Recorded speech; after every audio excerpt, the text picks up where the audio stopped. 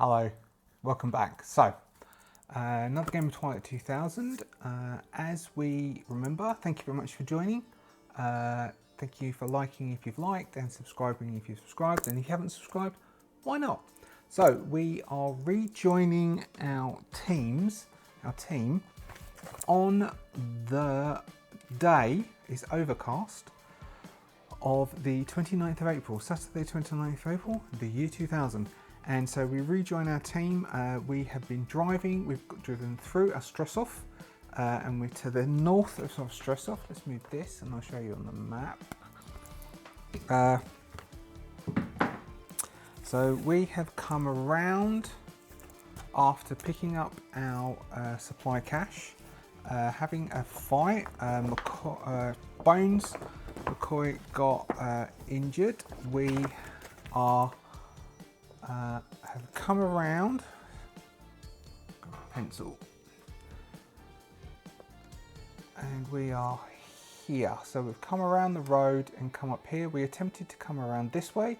There was a dangerous crater here, couldn't get up through this way, so instead staff had the idea that we'd come around, come up here, and so somewhere up here just north of Ostrzezow, we have hit a roadblock, and which is where we are now. So let me quickly show you what I've set up. So this is our vehicle. We have Jack in the back who is mounting an M2300, which I've got it written down. I'll say in a minute. Someone, I think it was Jay, pointed out that the rounds from the M2300 apparently can be used in the L96, which is Staff's sniper rifle. And then we have Jane, who is also sitting in the back ready to jump out. Staff is in the passenger seat. This just so happens to be a left-hand drive, so that would be as the vehicles would be in Europe. So Staff would be here with Bones, ready to jump out. Maybe Bones is on the back or in the footwell, and then Doc is driving. So we have a railway track running parallel to the road, and then we have a little roadblock set up here. Here are the two Soviet troops with the RPK and with the AK-74, and then we have the thugs and another thug here. The thugs either have pistols, which are PSMs, or they are carrying SMGs, which is the Polish PM84. We've got some trucks that have been stopped, a caravan for them to make their teas, loads of debris, a couple of bodies, a crash car which has also been stopped, and so we have a little bit of a bit set up here. So first off, what my idea was that Staff, as a passenger here, is going to attempt to do a persuasion. Maybe it will either be Jack or Staff who are going to attempt to persuade these lot that they are kosher, and so they can get a bit closer. Otherwise there might be an exchange. Now if they fail the persuasion, then we will initiate the contact from this sort of distance. Otherwise they will try to get in a bit closer to allow Jack to get a better shot, because the M240, it's an M240B, which is what Jack is wielding on the top of this truck. And they've got, so most of the ranges on everything apart from what the thugs are carrying are long ranges. Otherwise the thugs have only got a range of 2 or 3, which is short range. So that basically means that this is just about in short range. So first off, we will do our persuasion rolls, and then we'll just kick into combat most likely. So let's see who has got persuasion. So Jack happens to have persuasion of a D6. Jack and Staff have the same persuasion, so we will have Jack, who's at the top here. Jack is going to attempt to, with his steel helmet on and his clothing, he's going to attempt to persuade these so as they can maybe get one thing in closer, and then they can attempt to initiate combat from that point, which may be, if they do get to come closer, then Jane may roll out behind this red car, so she's got some good cover, and then maybe she can attempt to maneuver around to get a bit of a I just made that up. So we've got D8, D6 for for Jack, who is attempting to signal them. 1 hit, that's not bad. I wasn't expecting that. And then we will give them. So he's got 1 hit, so he's quite convincing. Let's say we've got this dude who's got a pistol, who's the leader out the front. They have an empathy of D. Let's give him a DD, so D6, D6, and we'll say that they have, because they're thugs, they've got a slight persuasion. So D6, D6. They got 1 hit. Okay, so they're signalling them down and saying, "Oh, hold your horses out here." So he's a bit sus, and he's telling them to hold the horses because maybe we'll give Jack the ability. Maybe we'll say Jack can try pushing it. So hold on, you don't re-roll that one, do you? Because he got 1 for that one. So he's going to try pushing it. Come on, Jack. Yes. Okay.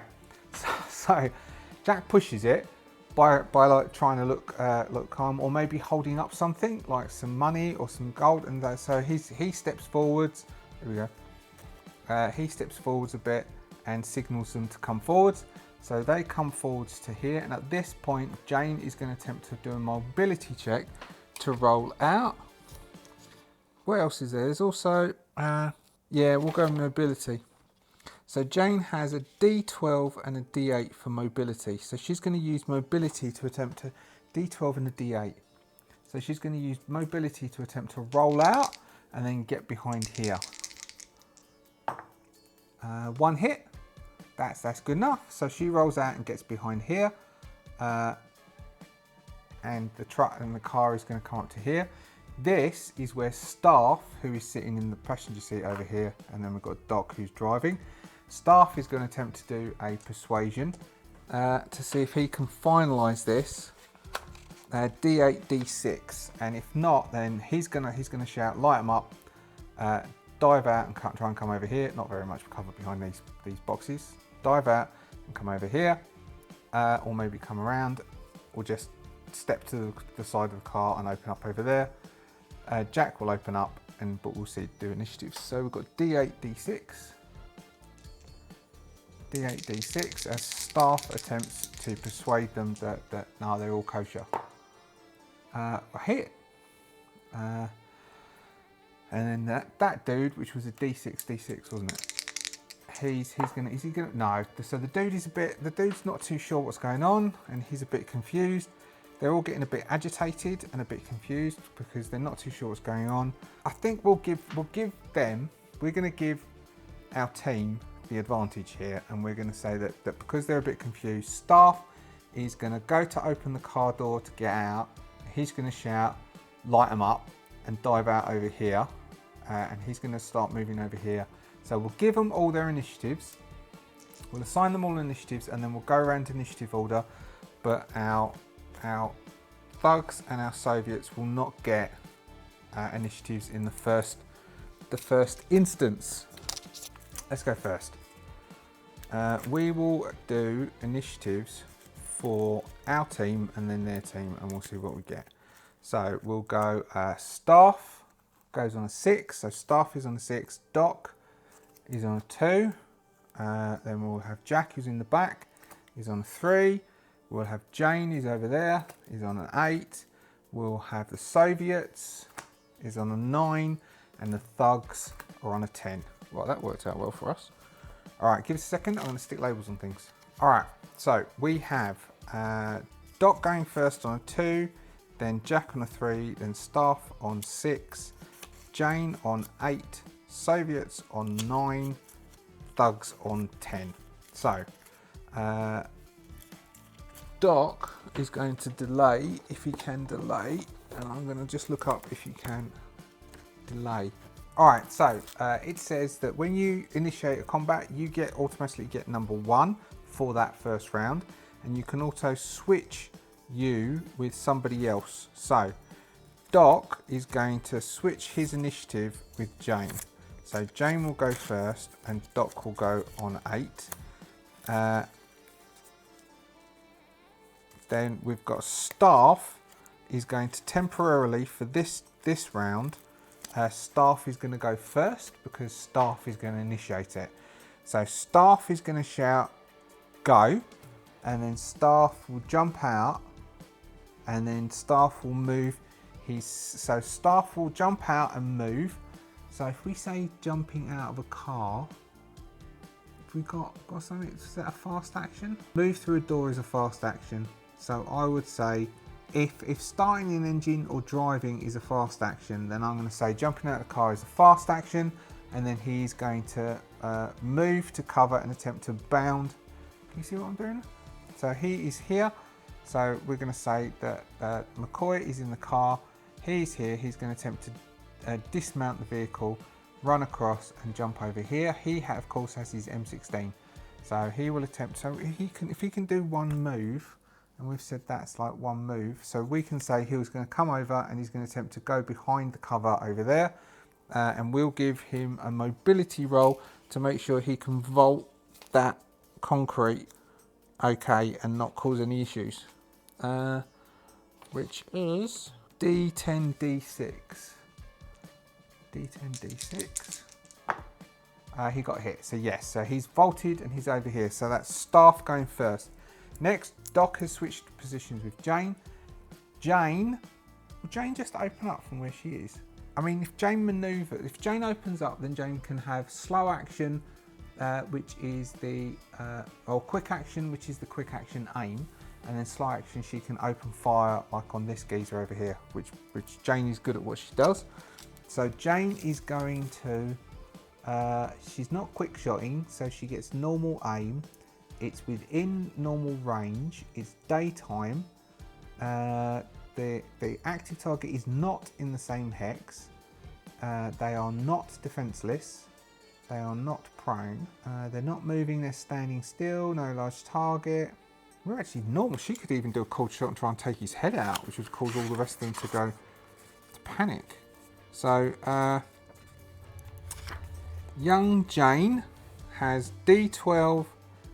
D10 +1 for range combat, which gives her a D12 D12, so she might do a -2 going to a D10 D10, and she's going to aim for this dude's head, the leader's head. So she's going D10 D10, aiming for his head. She has her M16. Now she will do a burst. She will do a burst, which is rate of 5/5, so she's going to open up fully on that dude there. So D10 D10 and 5d6 for rate of fire. She will push that, which means she doesn't roll those, and that means her rifle is going to take damage, but she's missed otherwise. So she will push it, and she gets a hit. So her rifle takes 2 damage from pushing it, because she's, oh wow, which is already on a 4, so that drops down to a 2, so it's about to break. She empties out 6, 12, 13, 14, 15, 16, 17 rounds. She gets 1 hit on the guy in the head, so she does 2 points of damage +2, which gives a crit to this dude's head, and this dude doesn't have any headgear or any armor. These two have got their steel helms, and we'll give them I think they've got flak. I don't know if they have, so they just have steel helms, no Kevlar. So this guy has no helmet. She opens up, pours rounds into his torso and head. As we always say with criticals on NPCs, they go down.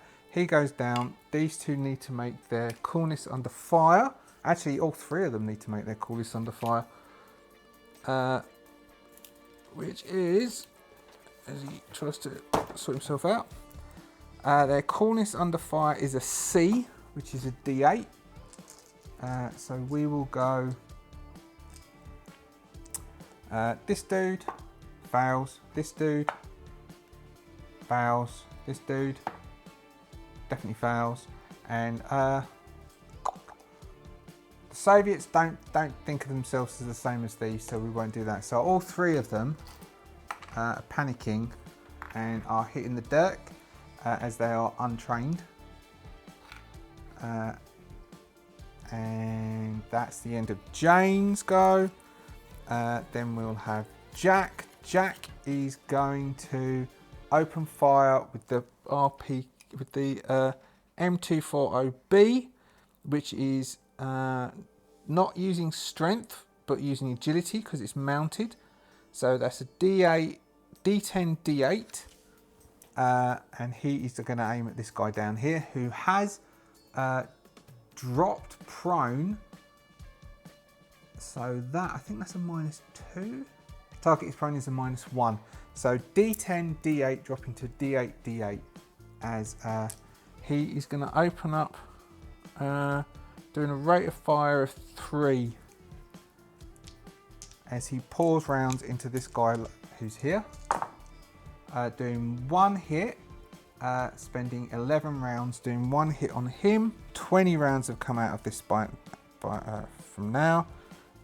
It does 3 damage against this fella.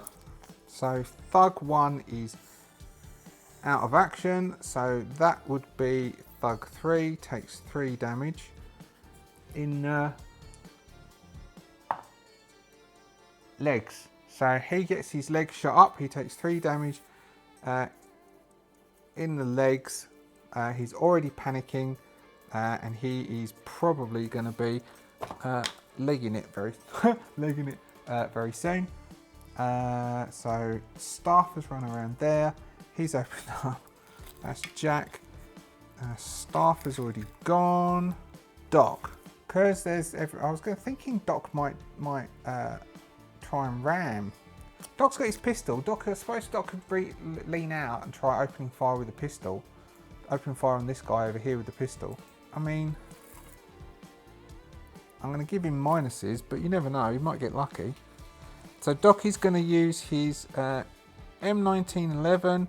He's going to lean out. He's got a D10 D6. I'm going to drop that by 2 and call that D6 D6. So he can have a D6 D6.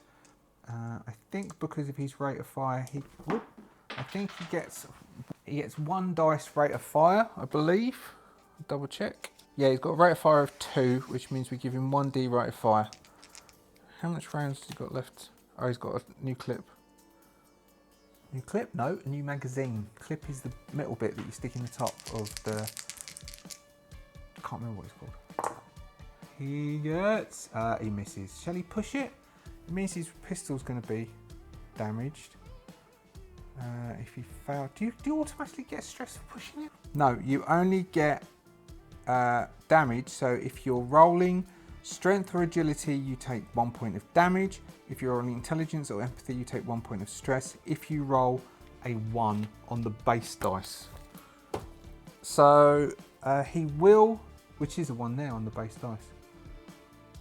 Alright, he's going to take 1 point of damage, but he gets to reroll this one and see if he gets a hit. No. Okay, so he takes 1 point of damage as the gun. He doesn't pay attention, and the slide slides back across his fingers and cuts his hand as he wasn't paying attention whilst operating the pistol. So the slide slams back, and then he takes 1 point of damage, and he empties 5 rounds out of the pistol, not touching anyone. Because I also thought he could ram, but with him in the back, he's not going to ram. Okay, so we now have the Soviets. So the RPK is going to, who's set up on the RPK dude who's set up on the hood, is going to open up, probably just into the front and possibly hitting Doc. So he has he will be using strength, which is a D. I believe that's a D. No, it's a B, because I can't read my own handwriting. So he'll be using strength, which is a B, which is a D10, and then his range combat is a C, so that's a D8. So he has a D10 D8, he's definitely in range. The RPK has a rate of fire of 4, so he gets 3 dice, and he's going to pour rounds into the front of the car. And then if he hits, I will look it up and we will see what we do with ranged combat against the car. He misses, so he expends, but he can make Doc do a CUF roll, a cornice under fire roll, as he burns 12 rounds, emptying them into the car. So he's used 12 rounds, and Doc, who is getting them poured into the front of the car, needs to make a cornice under fire roll. Doc also, because we're all within sight of the unit, so he gets to roll a D8 and a D6 because we get the unit's morale as well, which is a D. He fails, so Doc is suppressed as he's keeping his head down under the dashboard so as not to get shot. And then we've got the AK-74 guy will take a knee. He's just tucked around there. He will take a knee and attempt to shoot maybe at Doc. Or maybe he's going to shoot at Jack, who's sticking his head out at the top. So the AK-74 is the same. So he's using agility, so he's got a B again, and a C for ranged combat, which is a B would be a D10. D10 and a D8. So D10 and a D8 with the AK-74, which has a rate of fire of 5, which means he gets 4 ammo dice, as he's going to pour rounds attempting to hit Jack. Oh, he's at least got 1 hit. He's got 1 hit, plus 1 damage, doing 6, 10, 15 rounds pour in. 15 rounds, so he burns out half his mag, and he does a crit, which is a D6, because he does 2 points base, plus 1 doing 3 points. So he crits Jack in the... So he does have a steel helmet on. In the legs doesn't work. Or do then... So his legs are tucked up underneath. That's then the vehicle's barrier, isn't it? Would the legs mean it's gone through the glass? Okay, so we've got the lowest is an indoor wall. So let's say it's got all the barriers at the back, so the bullets go through. Basically, there's Doc leaning out the window, and the bullets go through the windscreen, penetrating the back, like the gun rack, the back of the internal cabin, and going through Jack's legs. So we'll say, so that did 3 damage, 2 points base and 1 point plus. And we'll say that penetrating that barrier takes 1 point off, doing 2 points of damage to Jack's legs. So Jack starts screaming out as he takes 2 points of damage, leaving him only on 3 points of damage. So he does have a steel helm, but nothing protecting his legs. And they're all really tired. So that then is the Soviets.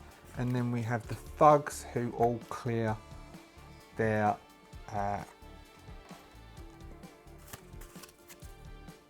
suppression. Okay, so we have Jane. Oh, Jane's tempted to lob a grenade.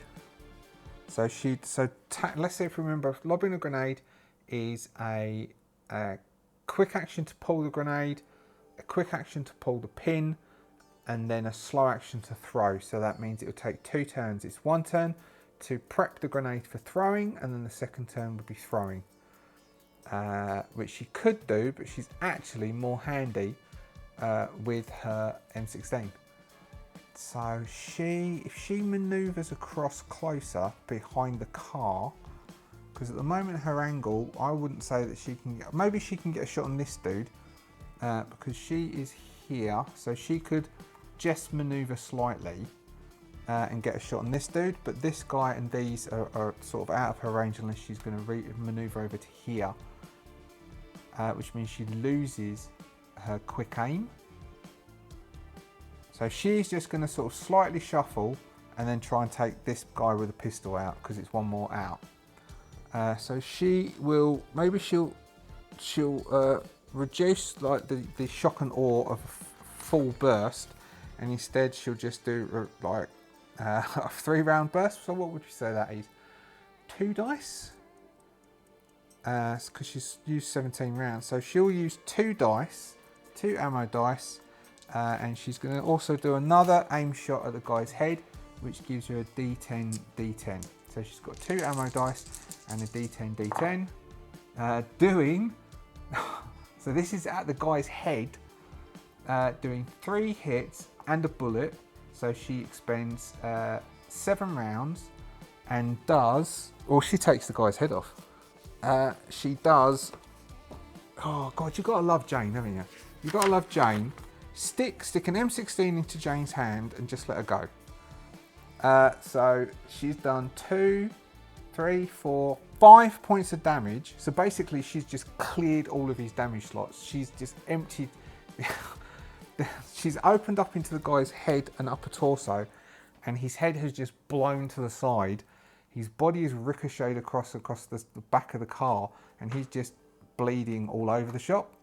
Blood splatters up onto this troopers as this guy with the pistol just goes down. We are definitely going to have everyone make, all the rest of them make their coolness under fire check, which I said was a D8, didn't I? So we've got a D8 and a D8. First guy passes actually.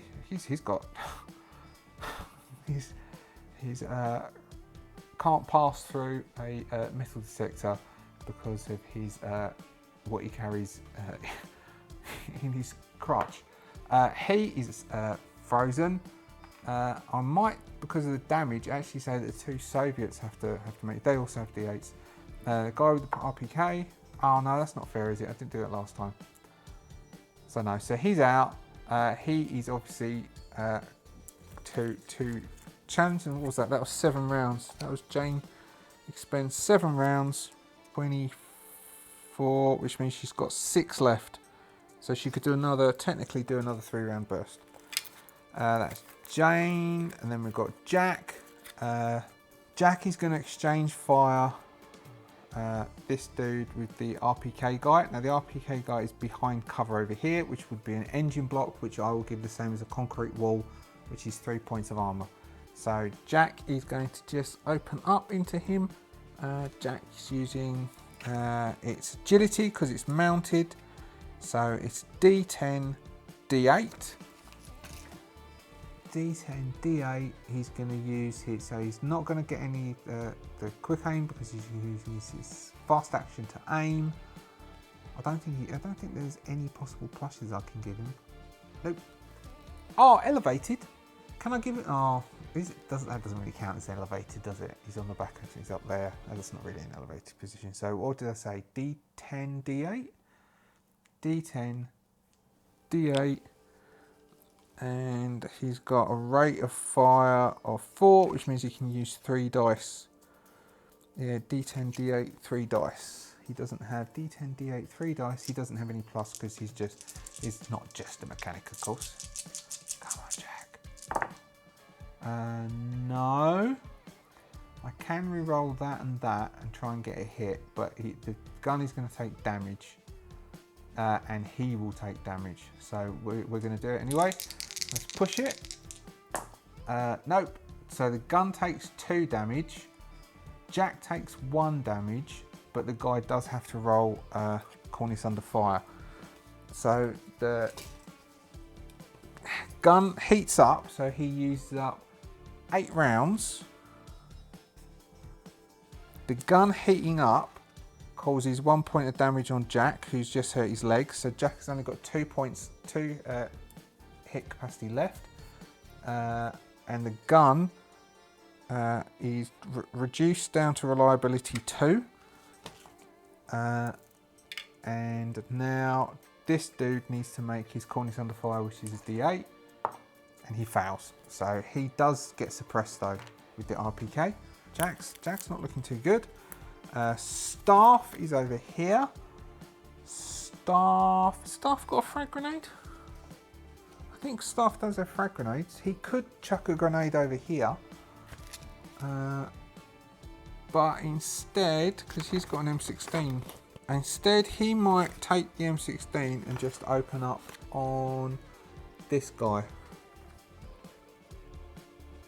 This guy here. He might open up on that guy over there just before he gets... Because this guy's obviously ducked down. So he doesn't get his sniper, so he has a D10. He has a D10, D8, but he's going to do the partial aim. So he has a D10, D8. The M16 has a rate of fire of 5. He's just going to open up on that guy over there. D10, D8 from over here.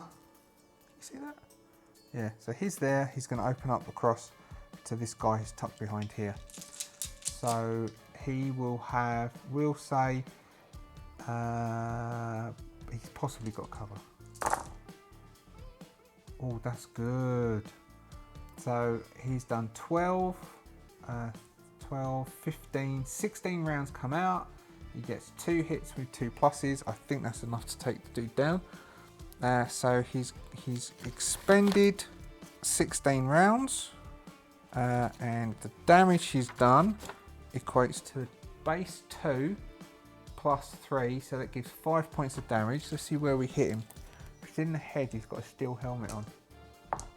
It's in the torso, so he definitely doesn't have any, I'm going to say he hasn't got any cover. So Staff is shot across to the guy over there, so he hasn't got any cover. He gets hit in the torso, 5 points, he goes down. So he's gone down, which means he's already suppressed. He's suppressed. And you've not seen what I'm pointing at? What a bad host. So this guy is suppressed, this guy is suppressed, this guy is still functional and out in the, out in the open. Now it's Doc. Doc removes his suppressed token. Soviets, one guy is down, he removes his suppressed token. And now we've got this thug here. This thug here may... Oh, he's got his SMG. He might try and manoeuvre over here and just lean round and try and shoot. Staff is over there, who's probably the easiest one to shoot. So he's going to leg it over to here, which is an easy within the 1 hex that we call a hex manoeuvre. And then he's going to shoot down. He is going to lose. He's going to get a -2 because he didn't stand still, so he's not getting a quick shot. I'm not going to give him minuses for moving, but he will get, he is in the same, I think you get minuses for being in the same hex. But we're not going to do that because he's just at the, so Staff is just at the range of the hex and he's also in short range. So the thug has an agility of C, which is a D8. And he's got a ranged combat of a D, which is a D6. So he's got a D8, D6, but he doesn't do the short move, so that drops it by 2. And I'm gonna drop it to a D6, D6. And the PM84 SMG has a rate of fire of 4, so he gets 3 dice. So he's gonna open fire on Staff down here, getting 1 hit. So just doing 1 hit, hitting Staff in the arms. 1 hit of that does 1 point of damage. So Staff gets clipped across, like say Staff gets clipped on the shoulder, or arms. So we'll call it the shoulder. So Staff gets clipped on the shoulder, taking 1 point of damage, and turn him round, which means Staff needs to roll his coolness under fire, which is a B for Staff, which is a D10, and he also, because we're with everybody else, he gets his D6 for the unit. He gets a double hit, so he passes. So Staff, the cool operator that he is, doesn't even flinch as that thug opens up on him. Now we have Now we're back round the top. We have Jane. They're all a bit harder to hit. We've got this guy over here whose head's probably now stuck. This thug would have cleared his cornice under thigh. So this guy, he will then, he's just keeping his seat, he's not even moved. This guy here is one of the only people. So Jane over here will open up.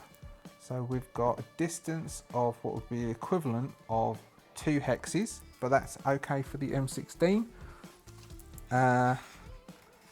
Jane, can Jane get a shot over there? I think Jane would maybe need to maneuver.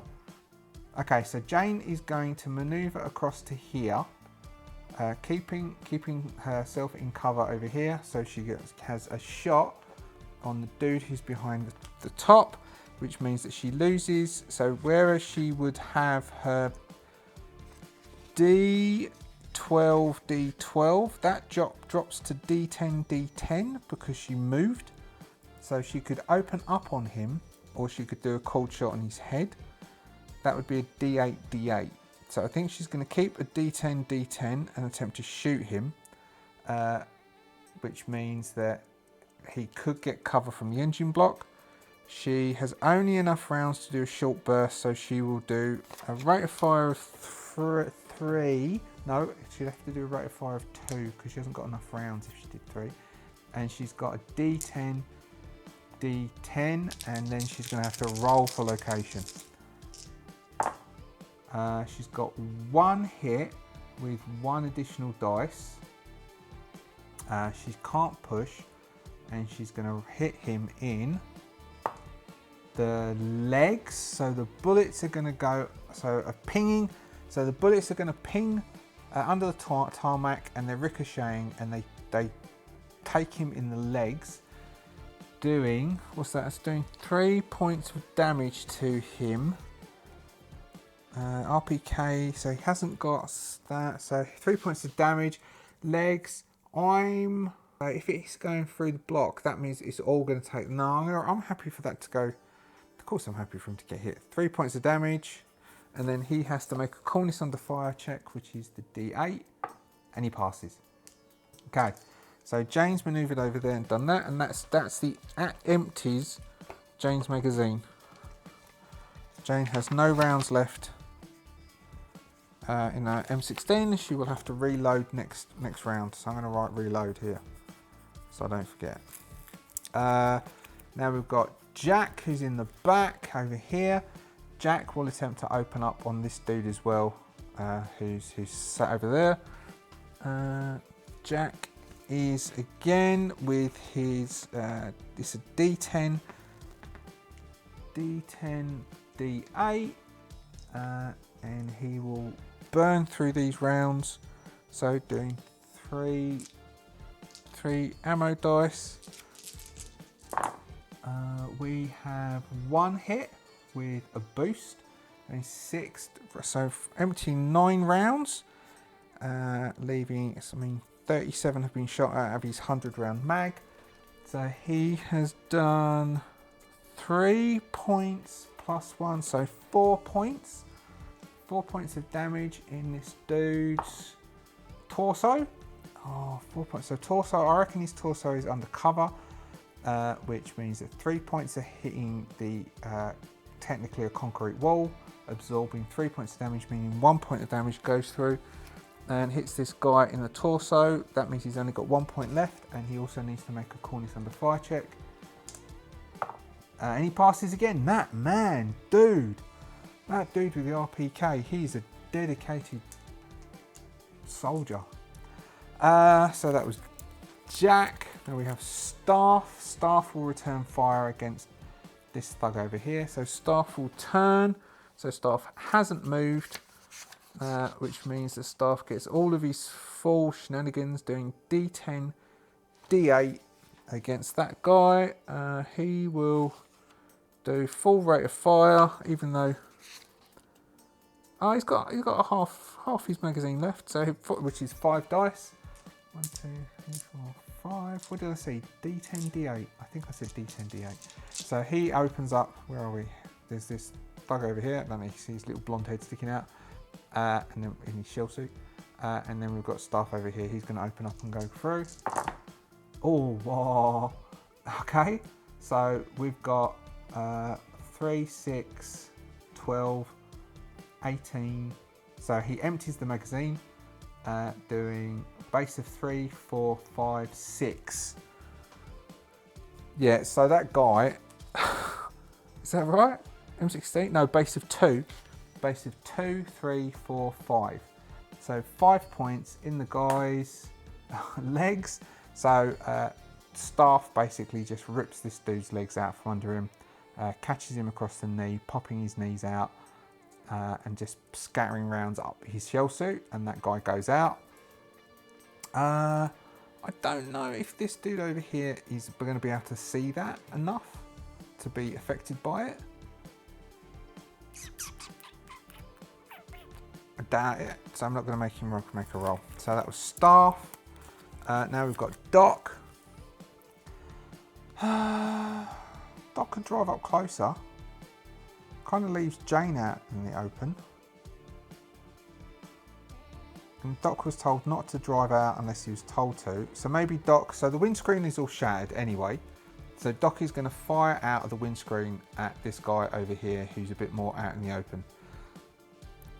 So Doc is going to take his pistol. He's not going to move, so he's not leaning out. He's just going to sort of two-handed take aim and attempt to shoot the guy, which is a D10, D6. We won't give him any minuses against this guy here. So D10, D6 with, I think it's 1 ammo dice. Yeah, 1 ammo dice. He only has 2. Well, he's got 2 rounds left in the magazine in the gun. So I don't know if you're allowed to do that with 2 bullets left. But he is going to do. Did I say D10, D6? I've got brain like a sieve. And we'll give him 1 dice. 1 ammo dice. D10, D6. Oh, like a genius. Just not very much like one. He gets a hit. Doc gets a hit. Using up the last 2 rounds, but he does actually hit him. Oh, we could push it and see if he can get it. Push it and see if he gets that. All right, we're going to push it.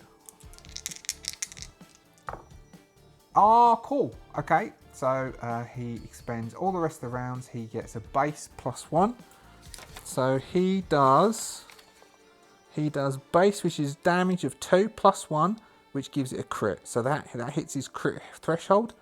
And he hits the guy who has no armor anyway in the torso.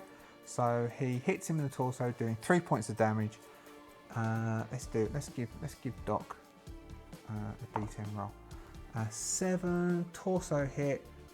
He cracks his spine, splits his spine. The guy goes down because he got critted. It goes down. So we've got RPK dude is the last one left. So that was Doc.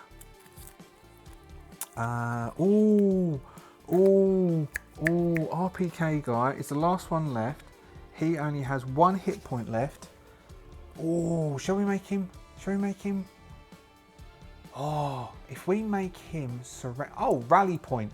That was the word I was thinking of last session. Last session, which is where they were going to meet up. The word I was thinking of, and I just couldn't think of the word, was rally. It's the rally point, which is if everything went bad, where they would meet up. How long have we been going? 50 minutes? That's what this says. Okay, so I am going to use the Oracle, and I am going to say, is the RPK guy who has just seen all the rest of his people be ripped apart, and mind you, Jack's been injured, be ripped apart, is he going to surrender? What should we say? Reds is yes. So Reds is helpful. Is he going to surrender? Which means what we can do, I think it was Jay who suggested maybe they could get hold of a map. Maybe they can ask some questions. Oh, maybe they can ask questions about the town. We can do a bit of an interrogation. We can ask questions about the town, like what's going on, what sort of armaments there are, and that then they can decide whether they're going to go in and grab stuff, or they're going to just leave it because it's no good. Okay, so here we go. So reds, he surrenders. Blacks, he doesn't. Diamonds, reds, he surrenders. Okay, so what he's going to do is he is going to chuck his RPK out and he is going to raise his hands up and surrender. So that's what they are doing. All the thugs are out. Top of the thing, we've got Jane who needs to reload. All right, so he is surrendering. Chucks his one thing out, chucks his RPK on the ground and lays on the floor. He's bleeding. And I think we'll leave it at that. We'll leave it at that. I will pack up and we will do the ending of this session after I've packed up. All right, I'll be back in a minute. Okay, so we are back. We had our battle. The team have taken a prisoner.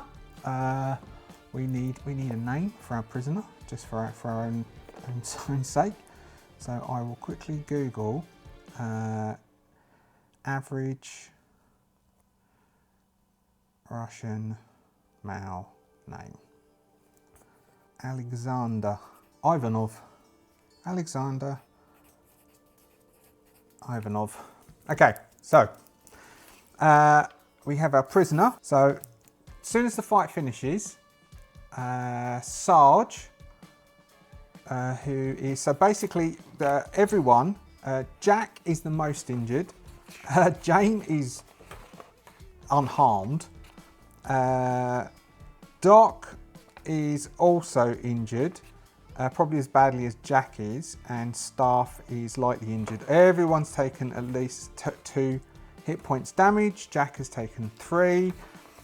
Staff shows us having some stress remaining, which I can't remember where that's from. And Doc, of course, received stress because Doc needed to make CUF rolls and failed.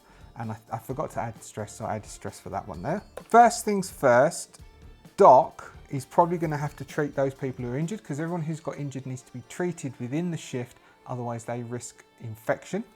So maybe Doc and Jane, because Jane has medical skill and Doc has medical skill. So first off, do we have enough medkits? We need 3 medkits to consume, and I don't think we have, although we can do medical treatment without medkits. We have 1 medkit. So 1 medkit will be used probably on Jack. And we had 2 troopers there, so they may have medkits on them. So first off, Staff is going to want to say, right, someone get some rope on that geezer there. Him there, on laying on the ground. Get some rope, tie him up, make sure he's tied up tight. Jack, you do it. Doc, have a search around, see if you can find any medical stuff, because we need to treat our wounds. Jane, stay watch. I'm gonna, what's Staff gonna do? So we've got, if we find the medical kits, then we can treat people. So I think, okay, so we've got that. So we would do instantly, we would tie up the prisoner. Then we need to treat the wounded, and we need to keep watch whilst we're doing that to make sure that we don't get snuck up upon. So Jane will just keep watch, though it's all in the same, technically the same shift for this shift. And then we're going to have, let's see if we can find medkits. So let's see if we can find medkits. So are there medkits on the soldiers is our question. I think we will go, red is yes, black is no. High red is there are 3 kits, low red there is 1 kit, and mid there's 2. Low red there is 1 medical kit, alright, and so we've got 1 spare medical kit. So I won't rub out the medical kit that is used, but we are using 1 med kit on Jack, giving Jack a +1 on the roll. Doc, so that will take it to a D12, D12 for Jack, and a D12, D10 for everyone else. So Doc treats Jack, and Jack gets all of his health back. So Doc had lost 3.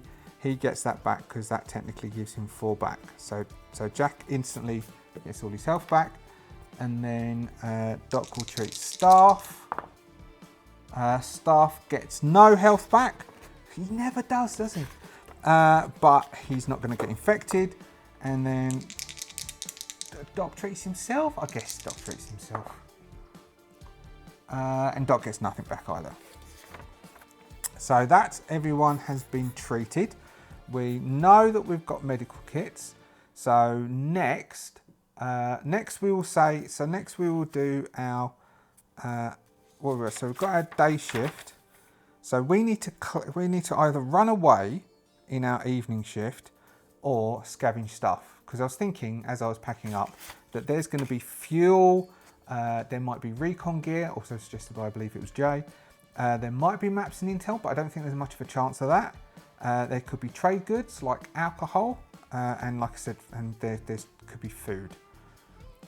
So we will have an evening shift, and then then the team would have to leave in the night shift, and so someone would drive for a night shift, but that will get, we're here, so one more shift of driving and we're back up to the camp.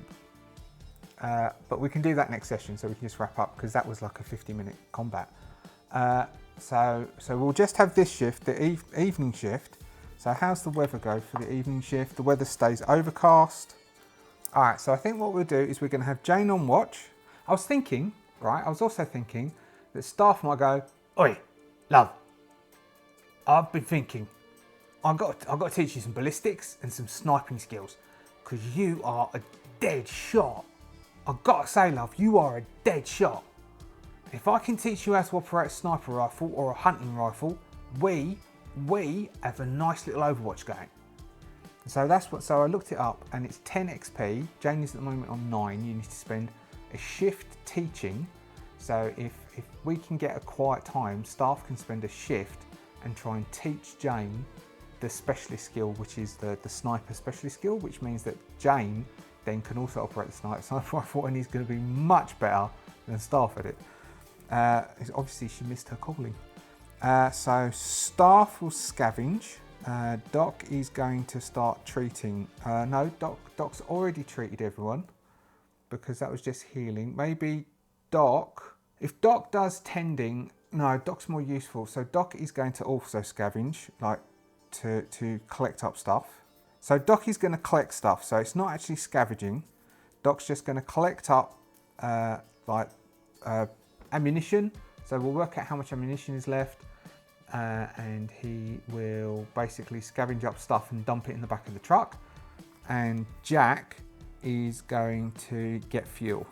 So probably if Jack makes a good roll, then we will say we have a full tank of fuel left in the vehicle, which means that we can potentially take it back, make sure we take it back up, see if Harrison's there, see if Harrison's alive or not, and then we can possibly use this and see how far we can get. We've also got some trade goods, so we can start, because we don't have medical kits, we're out of medical kits now, we have one medical kit left, which means we need to find more. I don't think we found any with the cache. We've got 3 medical kits with the cache. We've got a load of rounds of ammunition, 34 days worth of food, and 3 medical kits. Have we eaten? Morning? Okay, and during this time here, we will eat. So we're going to take time to collect up all the gear. Although it's going to take time, and really more sensible would be to run away, we'll do that. And on the topic of that, so then we'll do some rolls. But first, now we're going to utilise the parts per million, which is at the moment, I think it's a humble bundle. I think it might have gone by the time this goes up, but there's a humble bundle. It doesn't actually contain this book in the humble bundle. There's a link in the description to this book, which is the parts per million book, and I can't remember who wrote it because I haven't got that page on the PDF I printed out. So we are going to set what I believe he calls cyclic drama dice. So I'm thinking The bigger drama dice is a D12, the smallest is a D8. So we would go D12, D10, D8. So I think that we are going to say that we're going to set a D12 drama dice, which means every shift we will roll it. Every encounter with anyone we will roll it, and if we roll a 1, then we go down to the next dice, and as soon as we go down to a D6 and the D6 rolls a 1, then Jacob's hunting team will have found our squad, and there will be a chase ensued. There will be an ambush, and they're going to have to run, and they're going to be chased for a bit, and they're going to have to deal in very much in a Butch Cassidy and the Sundance Kid when they're being chased and they stand up. They stand up. I don't know if you've seen it. You must have seen it. Who hasn't seen Butch Cassidy and the Sundance Kid? And if you haven't seen it, go see it, because there's a scene, particularly whilst they're being hunted by some trackers, and they're up in the mountains and they think they've hidden, and they're using a pair of binoculars, and they spot the trackers basically who have caught their trail, and they're just like, who can do that? I can't do that. Can you do that? I can't do that. Who can do that? It's going to be like that. So we are here, which is just near where Harrison is. So if we travel basically not very far at all, we will reach Harrison. So by the night shift, we will reach Harrison. But first off, we'll have Jane, who will do watch. That's me checking the time. Jane, who will do watch, which is a D8, D8. Nothing. So if anyone stumbles upon us, they stumble upon us. Staff is going to do what they call scrounging, which is a survival roll, and then we will roll on this table here and see what he finds. So he has a survival roll, and staff survival is D12, D8.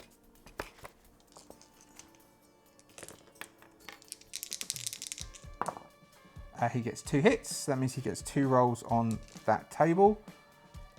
So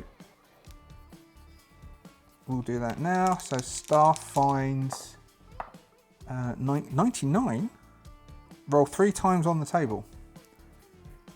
So he gets 4 rolls. 74 says shopping cart carries 20 encumbrance units. So that's if they're pushing it. So a shopping cart. I mean, they're not going to take a shopping cart. They've got a truck that works. 53. Iron pipe as club. So a club. They're not going to say that either. 68. Photo of happy family. Okay, some photos. And lastly, anything useful? 43. Golf club. So another club. Was there anything useful on this table? Yeah, there is actually. All right, so he finds a load of tat, basically. He finds a loads of useless tat during that. But we'll also say, all right, let's say, I listed a few things. So let's say, because he's doing the scavenging, does he find, do they have any food? Diamonds, 9, so a mid amount of food. So what's a mid number? D8. So they've been out here, there was 7 of them, there are 7 rations. So they've got 7 lots of rations. Is there any recon gear? I reckon there's a high chance of this. Someone just walked on my front porch. High chance of this. Hearts, yes, there is recon gear. Mid-level, so we'll say there's some binoculars. So we have a second set of binoculars. So there's a low chance of maps or intel. So whatever we get, we will drop it by, I don't know, 5 or 6. So we might knock it into black. So if it's low red, we're counting that as black. Which is Black Queen. So there is definitely, these people have no recon or intel. There's no maps, no notebooks, no nothing like that. So none of that, none of that, none of that. Is there any alcohol? I reckon we'll do the opposite. We're going to knock this up. There's more of a chance there'll be alcohol here. Club 4, which is low. negative, which goes to low. Negative will knock it to low. So yeah, we'll say that there's a D3 alcohol. So there are 3 bottles of alcohol. Bottles of general spirits. We've got 1 tank of fuel. Well, it depends if Jack makes his roll. And so that's what Doc and staff spend their time collecting all that stuff up. Let's see. Are there any general trade goods? Diamond, yes, there are. Okay, so we find a bag of jewels, a bag of jewellery that they've stolen off of people. No good for us, but we can use it to trade. And finally, we have Jack, who is going to make his combat engineering. It's got placing disarming mines, but let's say we have his tech. He's got a D12 intelligence, a D10 for tech, so we'll call that a D12, a D12, because he's also got combat engineering. 3. All right, so we get a tank and a half. So we have got a tank and a half. I think 3 hits is good enough to be. So we fill up the tank of the vehicle, and we've got enough in jerry cans to refill the vehicle, because we said there was half a tank. So we've filled up the tank to full, and there's half a tank in jerry cans. No, a tank in jerry cans. Right, and because we spent our time in this shift, we'll do an encounter. So let's see, because we're stationary, so it needs to be a stationary encounter. We're stationary for this turn. What encounter do we get? We get this is not a stationary encounter. It's only on the roads, though we are on the roads day or night, which is a roadblock, which we just hit anyway. So we just hit a marauder roadblock. So we don't get that, but we do get a D20, a D12 rather. And so we were fine for this one. So we still are on the D12. So we will start. They're all loaded into the vehicle. The sun is getting darker. We can say that this shift, enough of this shift, because they were close enough to where Harrison is they also finish off and get to Harrison. So we will have them re-arriving at the camp after, I don't know, they've been gone over a day, haven't they? They'll re-arrive at the camp, and then we can see what has happened to Harrison once we get back, see if he's all right or if he's not all right. So we will be starting on the 29th of April, Saturday, night shift. And we'll see what's happened to Harrison. We'll give a chance for Bones to heal up, who will be all excited because he would have been locked in the car barking as staff jumped out. Luckily he didn't try and jump through the windscreen, mainly because I forgot. And that's about it really. Thank you very much for staying for the duration. If you liked what you've seen, please hit the like button. If you haven't subscribed, please consider subscribing, because then you can see when I release new things.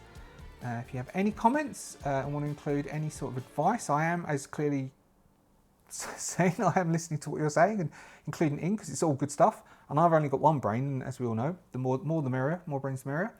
And we will rejoin the team next week and see what happens. We need to question that prisoner as well, because I forgot about Alexandra Ivanov. It wasn't safe questioning him there, so he's stuck in the back, gagged up, and we'll take him out and question him probably the next day, make him sweat a bit. We'll question him in the morning so everyone gets a good night's sleep and he just gets tied up. And everyone can keep their eye on staff and make sure he doesn't do anything nasty. But until then, I'll see you next time. Goodbye.